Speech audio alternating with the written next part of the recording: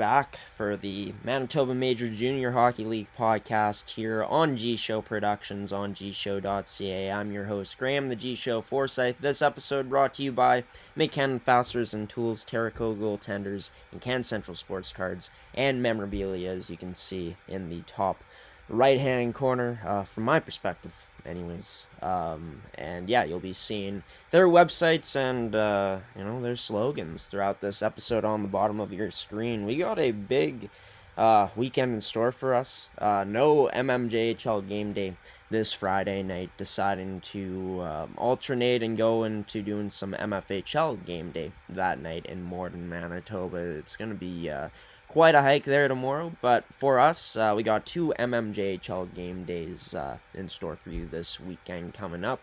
Starting off, I guess not on the weekend, but tonight at St. Vital Centennial Arena as the Junior Victorias taking on the Charleswood Hawks, battle of 1 and 2 in the league. And speaking of the Junior Victorias, had a chance to finally catch up with their head coach this season for the first time in Tyler Anderson, in an interview I did with him last night, pre-recorded, where we talk about, Tyler's experience from his first year coaching in the league last year, what he learned from that, as well as talking about this hot start for the Vics, the overall team, and much more on this edition of the MMJHL podcast here on G Show Productions, your home for Manitoba Major Junior Hockey League coverage here in 2024-2025.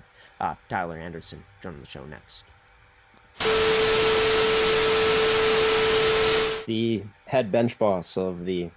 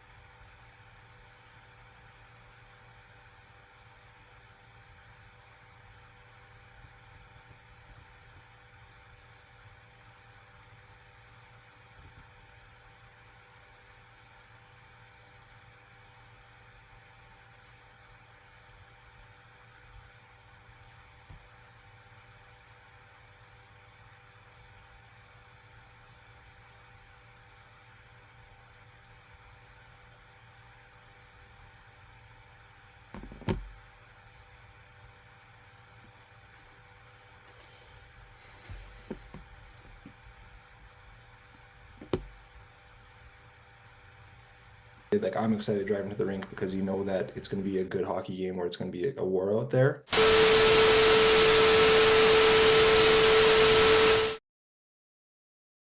Well, my goodness. Apologies, ladies and gentlemen. We are going to replay Tyler Anderson's interview here coming up with full audio. So, yeah, apologies once again. We'll get right back to it. The head bench boss of the St. Vital Junior Victorias and Tyler Anderson joining this edition of the mmjhl podcast. Tyler, this Victorias team coming off of a overtime loss to the St. James Junior Canucks, but so far, best team in the league through 9 games played based off the points, most points with 15, a 7-1-1 record. In your second year as a head coach, what's it been like, so far to start off the year through these 9 games, riding on this experience? No, it's been a great experience so far. I feel like your second year in the league, you're definitely more comfortable. That first year was a lot of like learning, learning about how like the league operates, the different teams, how different teams play and whatnot. We're coming to the second year. I felt like I had a better handle on our group and what makes our group tick, as well as just overall, how the league is, how the different teams are, how different teams play. So definitely feel more comfortable this year. And obviously um, it's been a good start to the year for the team. I got to credit the guys though. It's been effort from the guys for the most part. So. No, for sure. And we've seen that on display so far this year on our network. On Thursdays, we're going to be in St. Vital, of course, tomorrow at the Centennial to call Vicks versus the Charleswood Hawks. But we'll talk about that a bit later on in this interview. Your first year as a head coach in this league, like you talked about, feeling out basically of how the league really operates, how teams play. And this team ends up losing in the first round of the playoffs in a heartbreaking Game 7 in a very back and forth series with this team you're playing again tomorrow in the Charleswood Hawks. But take me back to, I guess, diving deeper into the lessons you learned in the first year as a head coach in this league and what you feel like you can use from that experience to translate into success this year potentially.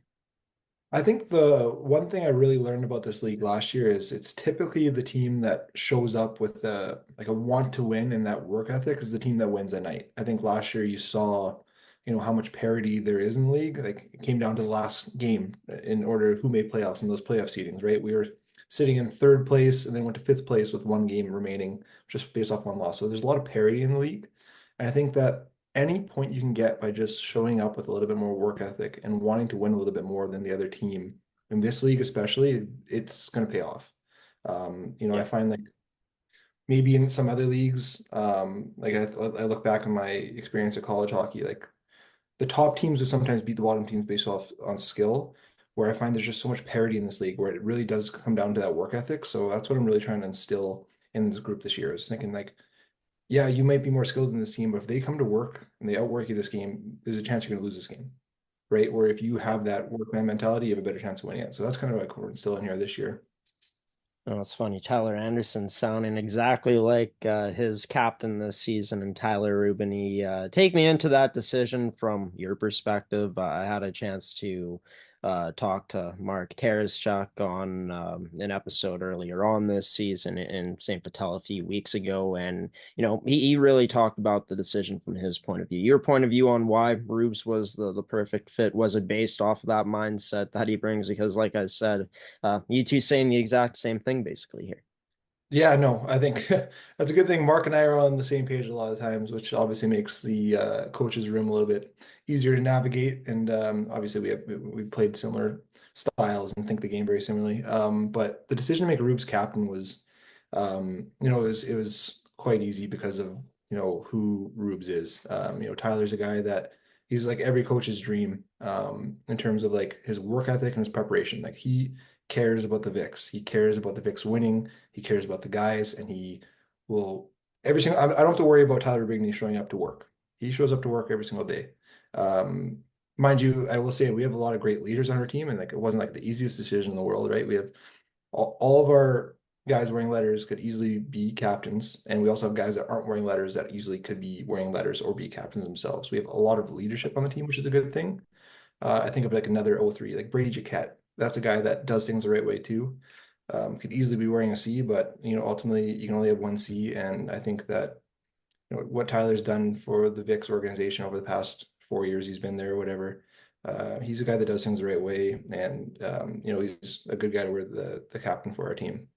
Yeah, and I mean he's delivering on the ice so far this year too, 29 points in 9 games played. This year's team so far firing on all cylinders offensively for the most part, the most goals in the league so far scored. In terms of this team's power play percentage, where it ranks as we take a look at it here about middle of the pack. But you talked about the parity in the league last season, and we saw that on full display. And it's always talked about kind of like how it's a process throughout the season and building, and the wins at first may not matter as much. You can make them up as the season goes along. But given this team start and given how much parity there is in the league, how important do you feel this hot start truly has been for this team?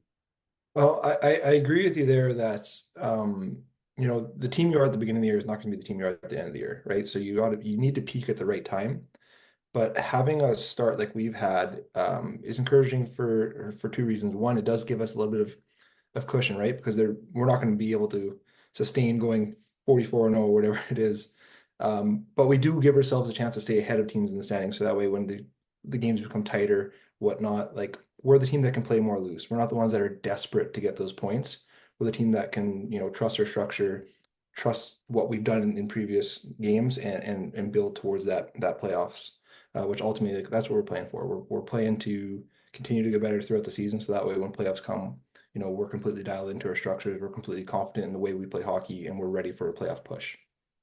Well, this Victoria's team has shown they can win in many different ways so far this season. I mean, opening up the year with a 5-1 victory over Fort Gary, and then winning in, three close games in a row, one of them going to OT against the Transcontinental Express, in a variety of fashion. Like I said, this team's been able to win in many ways. How much optimism does that give you as a head coach, knowing that you have a team that can not only put in the work, but showcase that they can be trusted in those various ways in, those situations?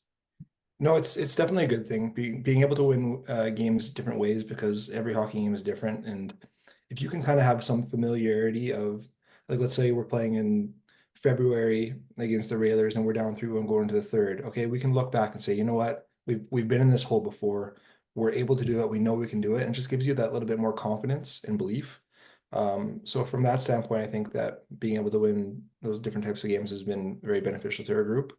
But ultimately, we've done one thing in every single game that we've won, which has been we've been the team that's wanted to win more. At least I've noticed that from the bench. And to me, like, that is the most encouraging thing. The thing that gives me the most confidence as a coach is that, yeah, as long as that work ethic's there, like, we give ourselves a chance to win every single night.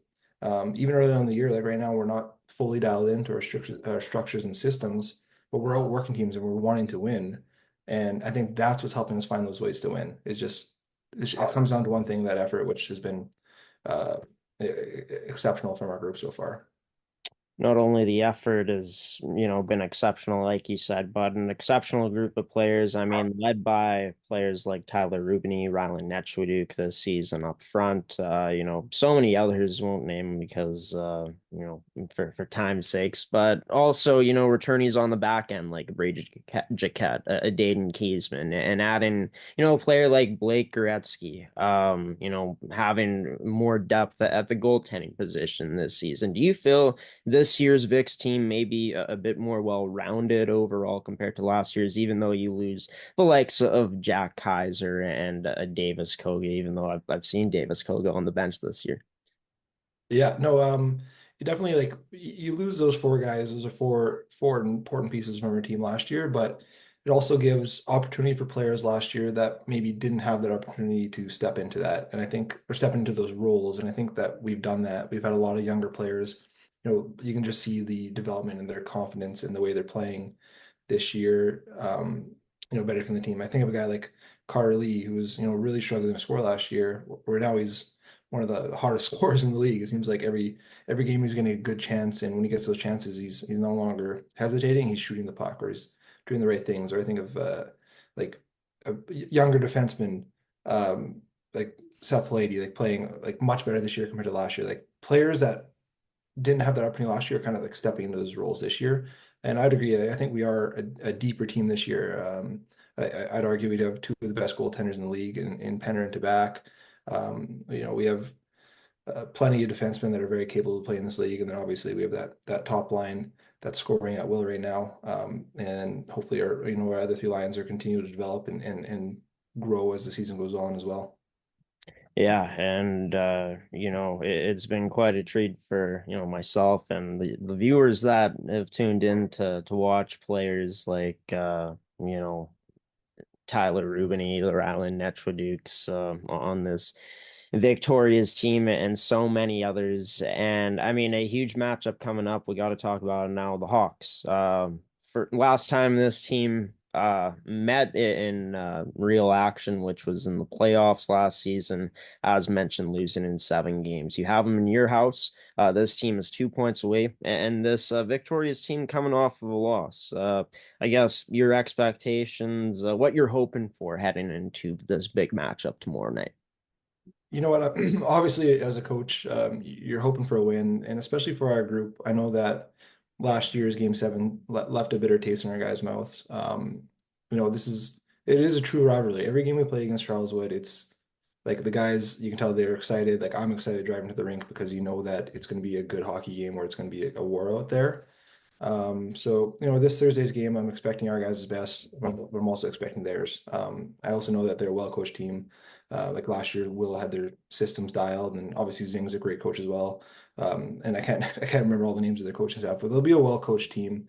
So I just know that Thursday game is going to be one of those games where it comes down to, intensity and wanting to win. And I know that both teams want that, so it's going to be a battle of inches, and hopefully Thursday night we're the team that comes out with a little more inches. You talk about, yeah, that rivalry building. I mean, it's been really heating up since, I guess, 2022, 2023, and those playoffs when the Vicks beat that Hawks team to advance to the finals in, I believe it was 7 games. And then last season, they denied this Victoria's team a chance of potentially getting back or moving forward in the playoffs to get back to those finals. But you got Charleswood coming up, of course. On Thursday night. Then won't be playing again until Sunday against the Fort Garry Twins, a team with roster full of veterans, a team that's been heating up as the season's gone along. Haven't seen them since the opening game of the season. Expectations from that game, I'm assuming, a hard fought battle from those Twins. Yeah, absolutely. I think you said it best. The Twins are a veteran team with a lot of skill on their team. And, kind of going back to earlier in a conversation, games at the beginning of the year are a little bit weird, right? They've added some players on their team that weren't there from that first game we played them, and I'm sure they've added systems and practice to whatnot, right? So this is, I feel like, gonna be our first real test against a very good Twins team. I guess it's gonna be a challenge for our group because last year at Century Arena on Sundays, those are the games where I seem to be the most angry as a coach because we just couldn't get the things going.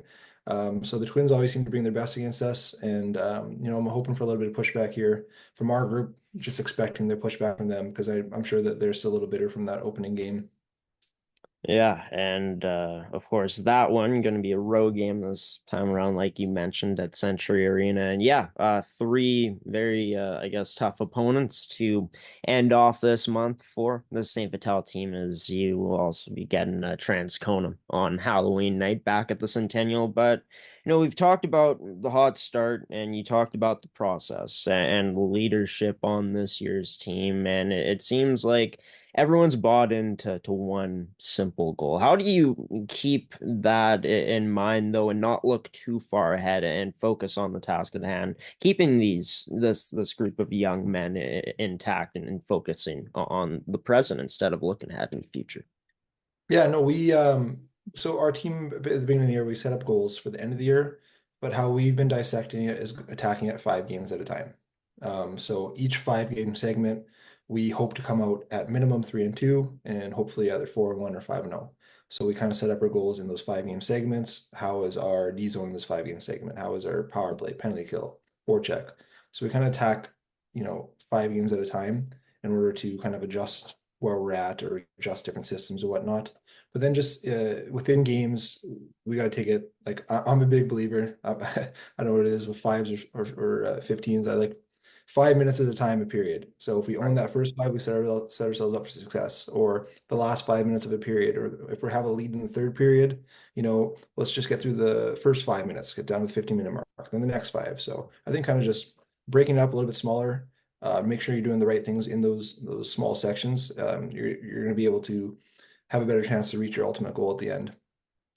I'm going to keep you for one more question here because you brought something up that, in the past for this VIX team, I guess since I've been watching the league in these past 5 years, at points this team hasn't always come out the strongest or the fastest. And we also saw that times last season too. Has that been a true emphasis as well, like you just mentioned about the first 5 minutes is getting off to quicker starts this year? Because I feel like that's also been a theme too in some of these victories from what we've seen. Yes, 100%. Last year, I would agree with you that there was times where we let the game come to us. The first 5 minutes, we weren't on our toes, we were more on our heels, and then we kind of settle down and have to either come from behind or, 10 minutes in the first period, now we're getting to a game where that's 10 minutes of hockey where you could have been playing your game.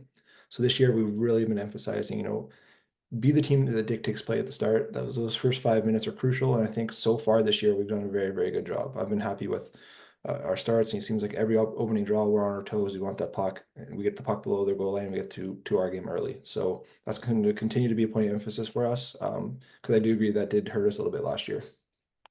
Well, we can't wait to see who's going to come out stronger tomorrow night. I guess tonight, since this podcast is airing on this Thursday afternoon at the Centennial, 7:30 p.m. on Thursday this week. This evening at St. Vital Centennial Arena, where the Victoria's Tyler Anderson's team taking on the Charleswood Hawks. The battle of 1 and 2 in the league right now. But Tyler Anderson, thanks for taking the time and joining me on this edition of the mmjhl podcast. Looking forward to what this VIX team is going to be doing moving forward and seeing if you can keep it up. Best of luck this weekend moving forward this year. Appreciate it. Thank you, Graham. And Tyler Anderson joining this edition of the Manitoba Major Junior Hockey League podcast here on G Show Productions on gshow.ca. And yeah, as we take a look back at how his Victoria's fared last week, starting off with an 8-4 victory over the Pembina Valley Twisters, and then losing in that heartbreaker to the St. James Junior Canucks as they tied it in the final seconds and or the final minute and sent it to overtime, and they'd end up finishing it off, and it creates some tension in the standings throughout. St. Vital doesn't have as comfortable as the cushion as they maybe could have had, but still would have been only up by 3 points on Charleswood if they did get the full 2 points. With that victory for St. James, they're back into the playoff picture, even though it is very early here in the season. But as talked about, in a league like this, in the Manitoba Major Junior Hockey League, with how tight things were last year, maybe these early season games mattering just a bit more. But as you can see there in the middle of the standings, a three-way tie right now for fourth place with the Twins, Riels, and Raiders Junior Hockey Club. And speaking of the Riels, they're going to be featured in our highlights coming up here. But we're going to start off with that matchup last week on Thursday, 7 days ago exactly, as the Pembina Valley Twisters came in to St. Vital Centennial Arena to battle against the Junior Victorias. And in a game where Pembina Valley, their special teams looked great again on the power play, it was quite a struggle for them 5-on-5 throughout the course of this one. But as we pick up in the first moments of this one, it would be the Victoria's top line, the top duo in the league this season, and Tyler Rubany. Rylan Netchwood connecting with him backdoor to put this team up 1-0 into the first 3 minutes of this hockey game. But after Pembina Valley would end up having a chance in the offensive zone to set things up, it would be dished to Alex Van Dynes, who would snipe it to tie this game up at 1 apiece. But shortly after, it wouldn't last long as the Junior Victorias would come down the top line as Tyler Rubini carrying it down the right side. He'd find the space to get it to Rylan Netchwaduke in the slot, and Netchwaduke ends up putting it in as he would have a goal on the night. Rubini would finish with a hat trick, and the Victorias out shooting the Twisters 40-26, had a 4-goal first period, winning this one 8-4 by the end of it. But yeah, you might have just seen a quick little sneak peek of our highlights from the Riels versus River East Royal Knights. As for the Royal Knights and the Riels coming into this one, they had 3 losses in their last 3 games. For the River East Royal Knights, of course, had about a 5-game losing streak heading into that one, or a 4-game losing streak in total heading into that matchup. And yeah, it was, for the St. Boniface Riels, a game where they end up going up 1-0, and things got interesting, but they end up taking flight. As we fast forward into the first period here, pass across, Lazarenko finds his teammate in. As we pull it up, one sec. So our highlights just glitched. One moment here. So we get back into it. But yeah, as mentioned, as you just saw with this goal right here, Lazarenko finding Dylan Bachneck as he jumps up into the play from his defensive position, joining Lazarenko on the rush to put the Riels up 1-0 after the first period of play. But into the second period now, where it would be the Riels just fresh off of on a power play, their player getting hounded there by Lane Richardson, who puts it in the back of the net after Anthony Jacob, the captain, finds him. It would be a tie game at this point, but the Riels would end up answering right back, as there was a bit of a miscommunication on a line change, as it would be a call-up by an AP of this team in Reeves Sukit, who would put it in for his first of the season. The Riels would score 4 unanswered, the rest of the way through 3 unanswered, I guess, to end up winning that one by a score of 5-1 to get back into the win column. As we show it to you again, the standings with that win, the Riels moving up into a tie for 4th place with the Twins and the Raiders Junior Hockey Club. The Raiders were riding a 3-game winning streak heading into their matchup with the Transcone Railer Express on Sunday, and got dominated, as you saw earlier on the scoreboard, 6-1. For the Railer Express, one of the hottest teams in the league right now, along with the Charleswood Hawks. They have the 2 current longest winning streaks active right now. As for the Hawks, 3 consecutive wins. For the Railers, 4 consecutive wins. As for the Stonewall Jets, the last few games haven't exactly gone their way. They've fallen in the standings. And as for the River East Royal Knights, of course, things haven't been the greatest for this team as of late. As taking a look at their record, as you can see there, 2-5-1, only 9.1% on the power play, which ranks dead last in the league. And in terms of last time they got a win, well, that was back on September 29th against the St. Vital Junior Victorias. Since then, they've dropped 6 in a row. As we take a look at the stats leaders before we bring on our next guest coming up here on the show, Dean Gorchinski has now ended up getting into the top 3 in assist leaders in this league. Tyler Rubini and Netchwaduke remain on top there in their respective stat categories, where they lead in goals and assists. And for Gorchinski, he ends up going into the top 5 in points as well, with 15. Rubini and Netchwaduke comfortably ahead right there in the top 2. And we've seen some new names come into the goalie leaders. Keegan Gordon continues his dominance this season with a 6-1 record, a 9.33 save percentage. Ethan Penner still undefeated on the year. Same with Sage Delarone, a rookie for the Transcona Railer Express with a 908 save percentage. O'Sullivan had a big performance this past Sunday as well in that victory against the River East Royal Knights. One of his best games in a while so far this season, now with a 3-2 record. But as we take a look at the power rankings, haven't done this, shown them on the screen in an episode, showed them 2 episodes ago. But yeah, the Vicks on top right now, even with that loss to the St. James Junior Canucks, and in a game where, in conversations after my interview with Tyler Anderson, he felt in the last half of that game or so, a bit over it, that the Vicks kind of let the play come to them instead of being aggressive and keeping up with their good hard work and momentum. But as for the Railer Express, I mean, they beat the Charleswood Hawks 2 Fridays ago now, and this team has won 4 games in a row. They've been clicking on all cylinders, and yeah, they've beaten some quality opponents too, like the Hawks, the Twins in there. Also, stomping the Raiders Junior Hockey Club, where that big loss for them kind of bumps them down further in the power rankings from where they would have been. The Canucks can't overlook what they did against the St. Vital Junior Victorias, beating them and ending that winning streak that St. Vital had cooking up. That was around 6 games. It was 6 games, that winning streak for them.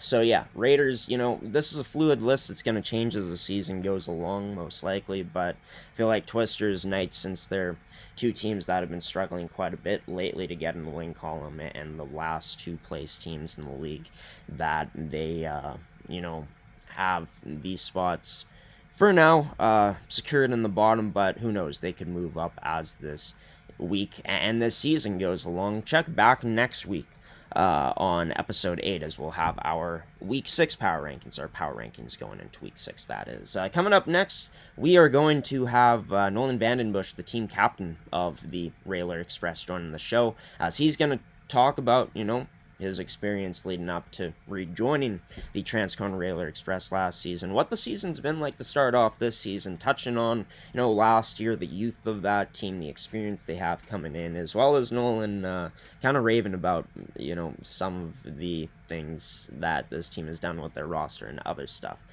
Coming up in this interview with the Transcona Railer Express captain into what he's hoping for, his second full league in the season, and Nolan Vandenbush joining the show next here on the mmjhl podcast, brought to you by Terrico Goaltenders, McCann Fasteners and Tools, and Can Central Sports Cars and Memorabilia.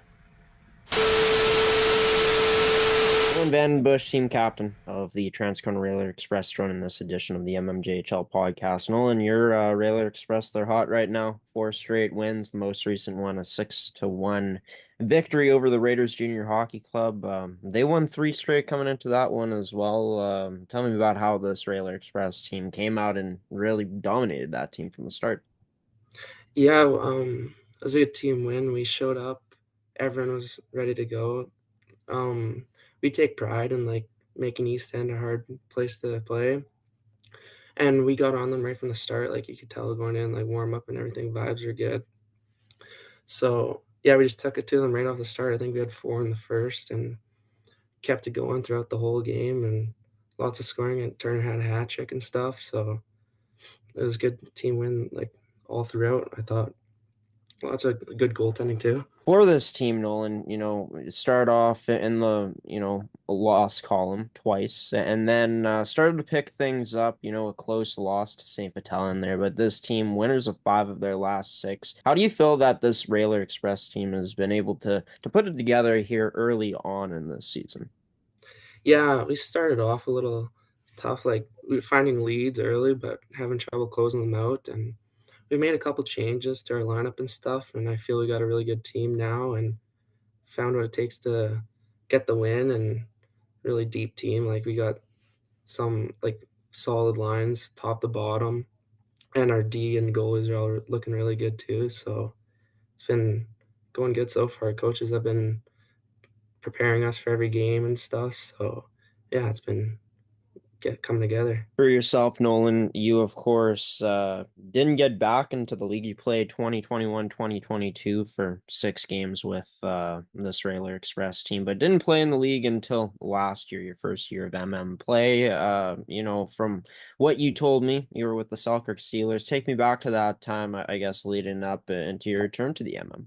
Yeah, with my life, like I wanted to try the Steelers that one year, but didn't have that much success there, so decided with school and stuff to come play with all my buddies, and making the switch to the Railers was the coaches reached out and very good to me, and a bunch of my buddies, really good buddies around the team, so joining them and having fun and playing on a good team was easy transition for me.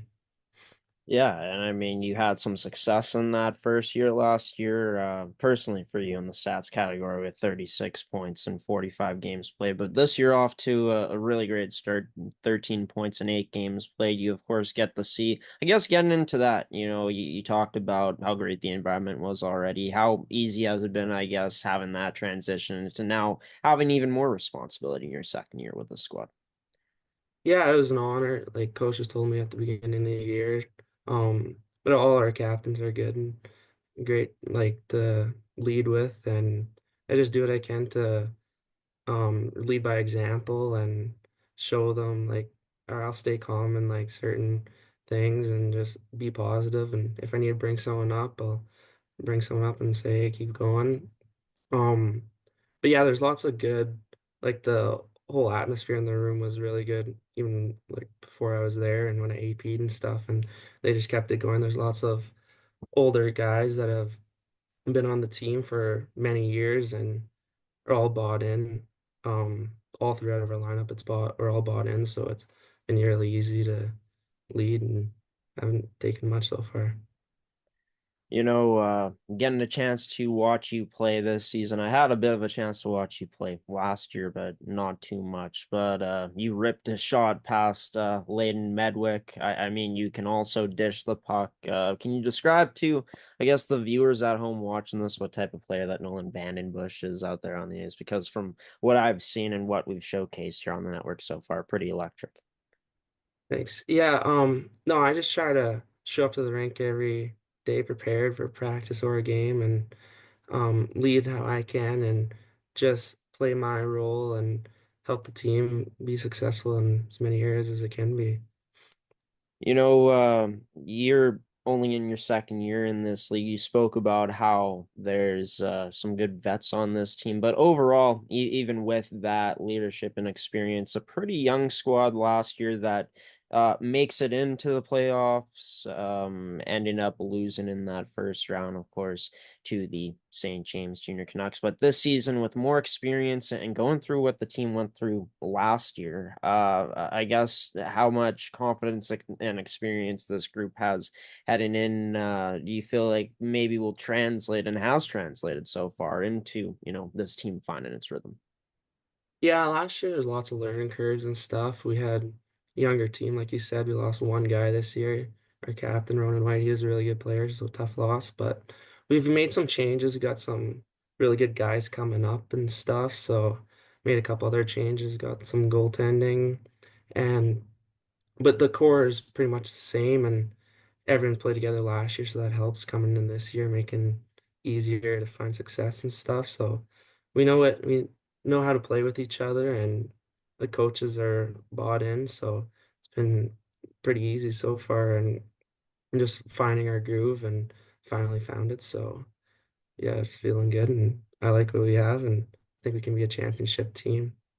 I like the confidence there, and I think that this Railer Express team has a lot of the right pieces to give the top end teams and any teams in this league a run for their money this year. But you spoke about Ronan White, of course, last year's captain. With it being your first year in this league with this team, I'm sure you had a chance to get to know him quite a bit, like you did everybody on the team. But as a captain this year, is there anything you took away from what you learned last year from the leadership of Ronan? Yeah, he was really good to idolize and look up to because he stayed stayed calm in many situations and always supportive to everyone. He always showed up and worked really hard. So it was good to follow him that way. And I liked how he led by example and always he was super disciplined player, didn't take many penalties. And he's just really good skater and everything. So yeah, I've tried to lead like he did last year because I thought he was a really good captain to have. So, you've already kind of touched on it, but can you go into it more, break it down? I guess what type of leader that Nolan Vandenbush is out there on and off the ice? Yeah, just off the ice stuff, just trying to be fun and have keep the vibes good in the dressing room. On the ice, I just show up and do what I can to work hard and play my role, like two-way hockey game, and pretty much just like show that I'm bought in. So to show like everyone else, just lead by example and stuff like that. So take pride in working hard and doing what I can to help the team find success. For this squad, like you talked about, added some guys, some good core guys coming back, and some good goaltending as well. I guess for the viewers out there as well, from what I've seen so far, this is a team that plays with a lot of pace, with speed, gets in on the forecheck, is going to hound teams on the forecheck as well, and committed to the selfless plays like blocking shots, some good skill up front, of course, yourself, Evan Chudley, Nathan Turner, the list goes on. But yeah, describe to the viewers at home, what you're going to be expecting to see every time you come in to watch this Railer Express team at a rink they're playing in. Yeah, we want to be prepared every game. Like from the moment we get to the rink, everyone's dialed in and doing what they need to prepare themselves for a game.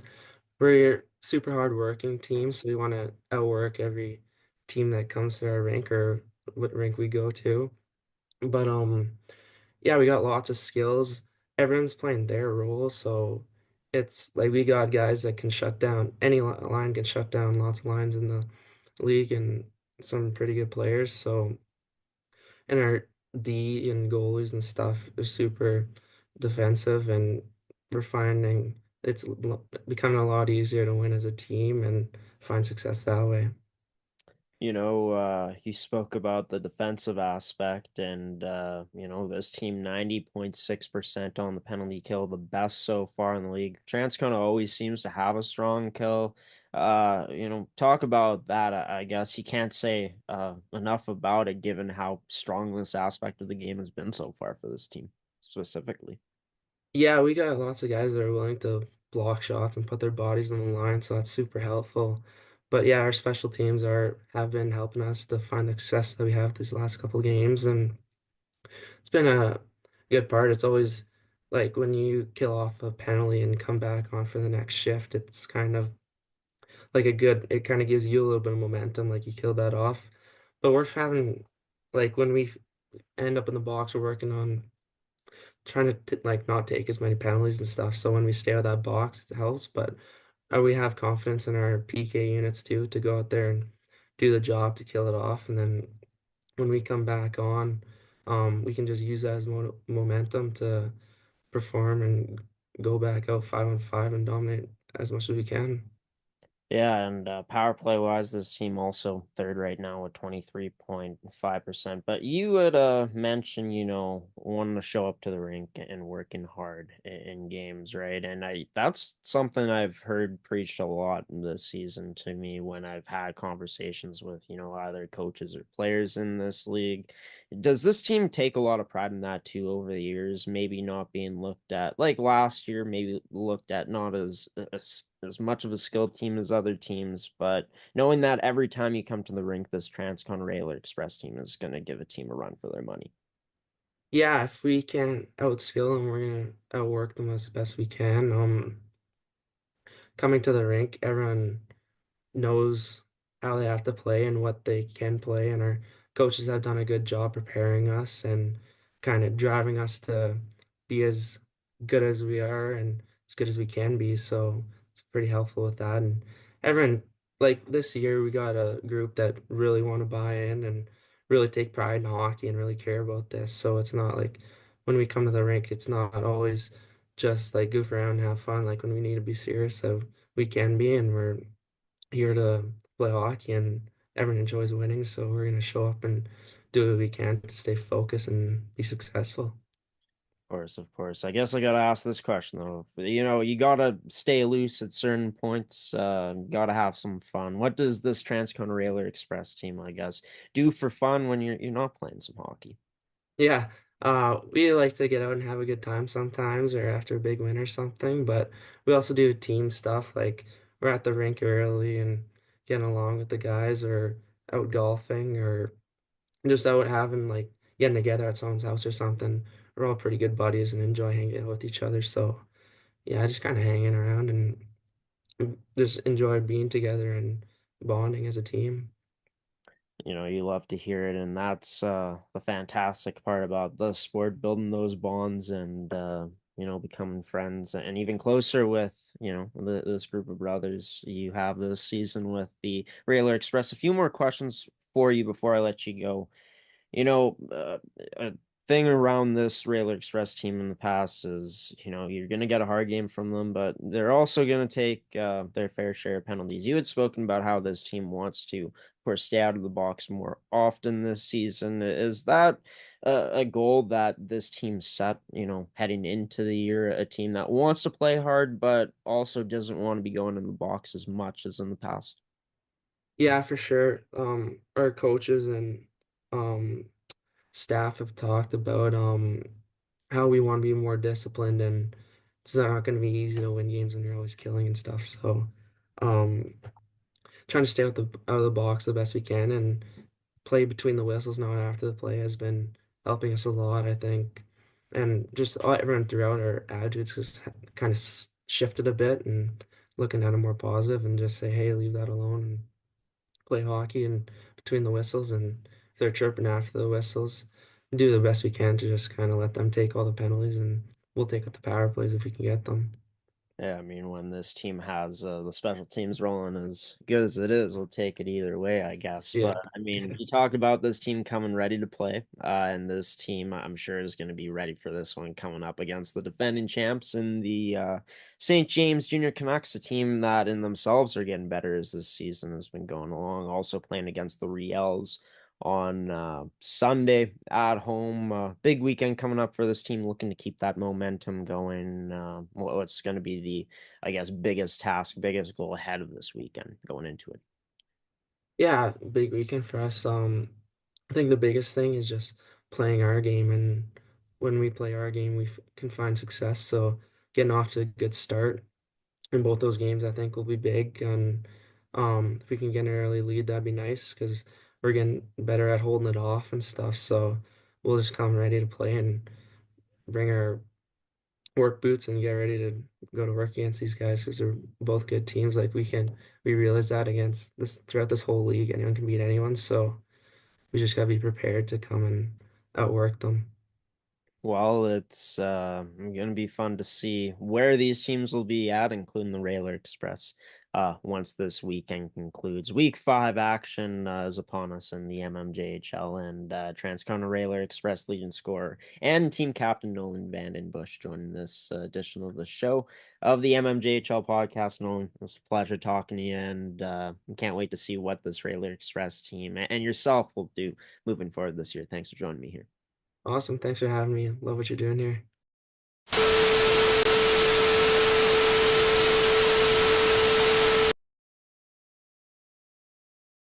And Nolan Vandenbush joining this edition of the mmjhl podcast for episode 7 in season 2 here on the network. And as we take a look at the standings for one final time here, heading into week 5 action, which starts tonight in St. Vital Centennial Arena. The Railer Express only sit 3 points back of first, a point back of second place behind the Charleswood Hawks, of course. They'll be back in action on Friday, as well as 8 of the teams that aren't the Victorias and the Hawks tomorrow, as this is how week number 5 will be starting in the league. St. Vital taking on Charleswood tonight. Fort Garry going to be at home to take on the Pembina Valley Twisters tomorrow. The Raiders Junior Hockey Club looking to bounce back against the St. Boniface Royals. We're going to see a tie break there in the standings tomorrow night. Stonewall, River East, both looking to get back into the win column. That game will be played at Terry Sawchuk. And for the St. James Junior Canucks, they'll be hosting the Transcona Railer Express, as mentioned. So Transcona, I'm going to be fired up, I'm sure, for that one. Coming up, as they are still the defending champs, of course, in terms of the St. James Junior Canucks, who are also coming off of their biggest win of the season so far, as both teams should be fired up for sure going into that one. Sunday, 10 teams, all 10 in the league, will be in action, as G-Show Productions will actually be at Eric Coy Arena to broadcast that game between the Charleswood Hawks and the St. James Junior Canucks. Puck drop, and that one will be at 3:45 p.m. And of course, to end off the month of October next week on Halloween night, in a game that is going to be broadcasted here on the network. It'll be Transcona taking on the St. Vital Junior Victorias, and if the standings hold up pretty similarly to what they are right now, heading into next week in week 6, that's going to be a battle of 2 top 3 teams then. But that's about 7 days away. 7 days exactly away, and we're going to stay in the present. Tonight should be a fantastic matchup between the first and second place teams in the mmjhl. On G-Show Productions, we're going to have this one for you on mmjhl game day, of course, as we'll be going live just after 7:20 tonight. Puck drop at 7:30 p.m. Our pregame show starts, of course, just after 7:20. But yeah, we'll be in Eric Coy, like mentioned, on Sunday for Hawks versus Junior Canucks. Check back next week here on the podcast to see the results of all of those games, as well as checking out mmjhl.ca, so you can stay up to date with when these games are happening, the results of them, and anything else to do with stats leaders and all that other great stuff. But yeah, we're going to take a final transition here, and I'll be back for some final words on this edition of the mmjhl podcast, episode 7, season 2. Well, you made it to the end of the mmjhl podcast for season 2, episode 7. I've been your host, Graham the G-Show Forsyth. Thank you to Nolan Vandenbush as well as Tyler Anderson for joining the show this week as the guests for episode 7 in season 2. Thank you to you, the viewer, for tuning into this one as well, and supporting our content here on the network, mmjhl content specifically for this podcast today. If you enjoyed this one and you want to stay up to date with when episodes like this come out and when our other mmjhl content comes out, since we of course do live stream hockey games from all around this league, be sure to hit subscribe and turn on notifications so you don't miss any future uploads. Helps us out by you supporting us, and yeah, you will never miss an episode of this podcast, which the next one will be coming out on Thursday next week. Time to be determined, as well as the guest list. So stay up to date on gshow.ca, on G-Show Productions, as well as our social media pages, as we'll have that for you next week in terms of those details. Before that episode airs, probably on the Wednesday, we'll release it, or a bit sooner in the week. But thank you to Can Central Sports Cards and Memorabilia, Goaltenders, Mid-Cannon Fasteners and Tools, and Terrico for sponsoring another edition of this podcast and continuing to support the coverage of Manitoba Major Junior Hockey League coverage and all the coverage we do here on the G-Show Productions Network. Yeah, busy weekend ahead for us as always. We hope you have a good one and a safe one out there, folks. Enjoy the rest of your week. Enjoy all the hockey coming your way as well. And until next week on Thursday, everybody, we'll see you then. Take care.